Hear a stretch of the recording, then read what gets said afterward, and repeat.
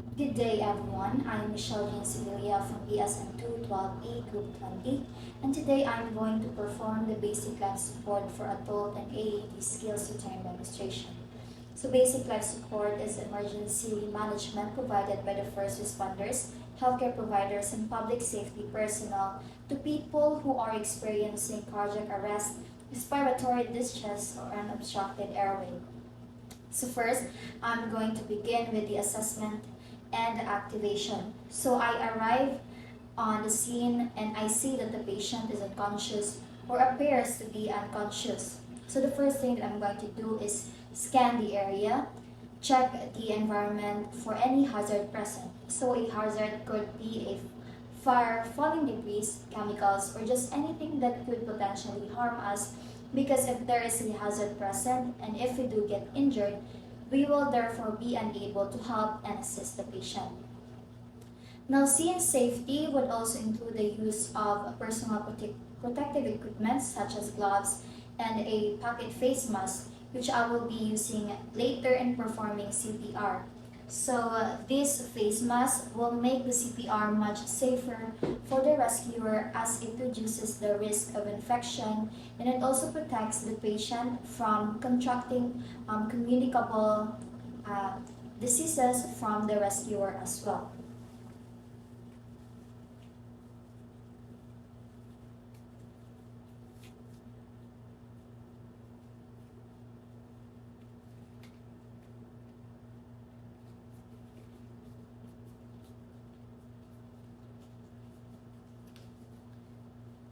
So now, after ensuring the scene is safe, and I'm going to check the level of victim consciousness and responsiveness by tapping the patient's shoulder and asking if he is okay.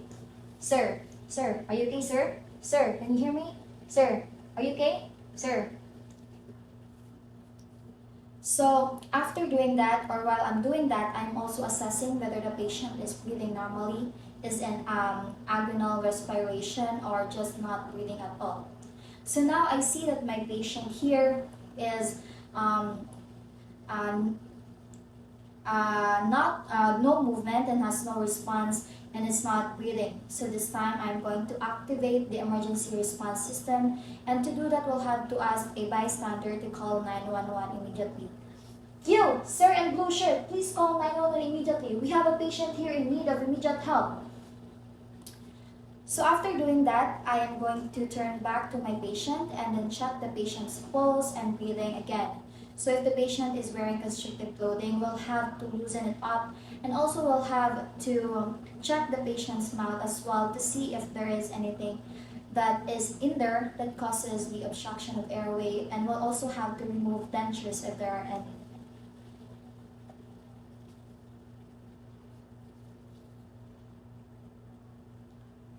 So now I'm going to check my patient's pulse and breathing. So checking pulse and breathing.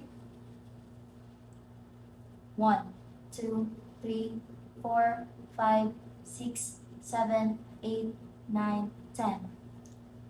So I have determined that my patient has no pulse, not breathing, and is unconscious. So next, I'm going to proceed now to performing the cardiopulmonary resuscitation, or the CPR.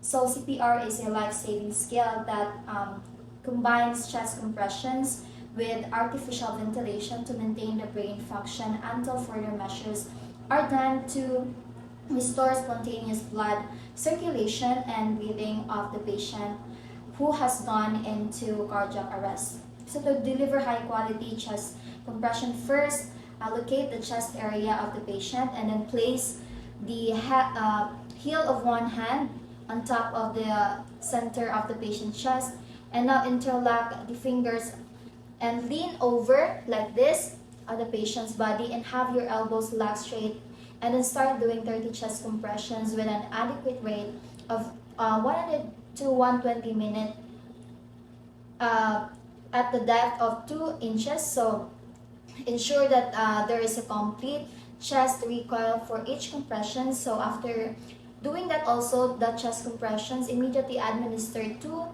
rescue breaths to the patient, and I'm going to get my bag mask or my barrier device, then I'm going to cover the patient's mouth and nose with it, and head tilt and chin lift to open the patient's airway, and then deliver the rescue breaths. So each rescue breath should be given over a second, and there should be a visible chest rise for each breath. So delivering CPR, 1, 2, 3, 4, 5, 6, 7, 8, 9, 10, 1, 2, 3, 4, 5, 6, 7, 8, 9, 20, 1, 2, 3, 4, 5, 6, 7, 8, 9, 30.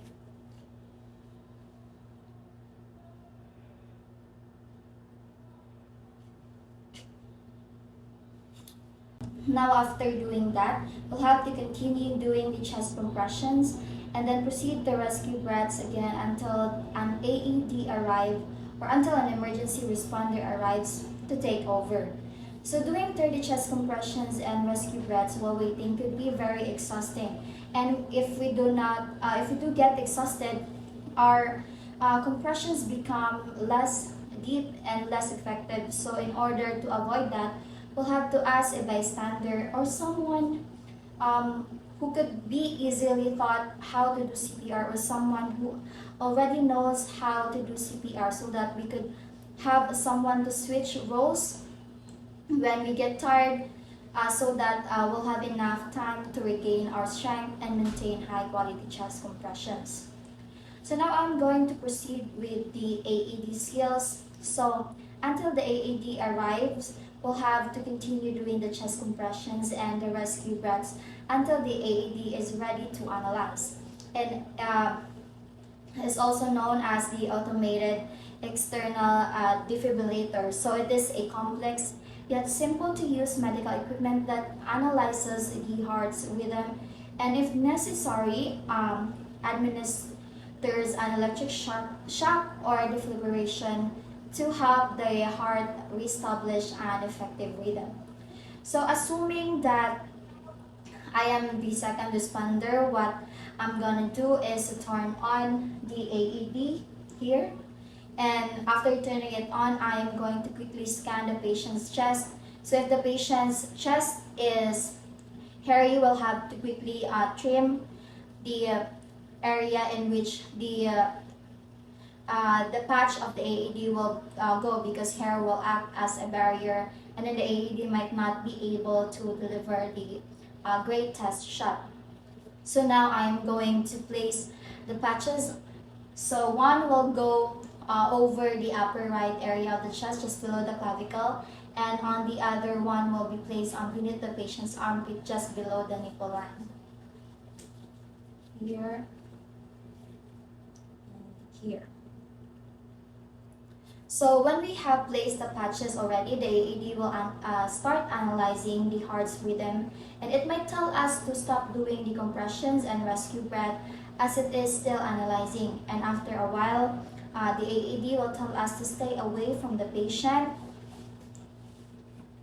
or to clear away from the patient and not touch the patient, because it will have to deliver an electric shock. So when that happens, we're going to do is everybody clear, delivering shot 1, 2, shot delivered. So after doing that, resume with the 30 chest compressions and rescue breaths. 1, 2, 3, 4, 5, 6, 7, 8, 9, 10. 1, 2, 3, 4, 5, 6, 7, 8, 9, 20. 1, 2, 3, 4, 5, 6, 7, 8, 9, 30.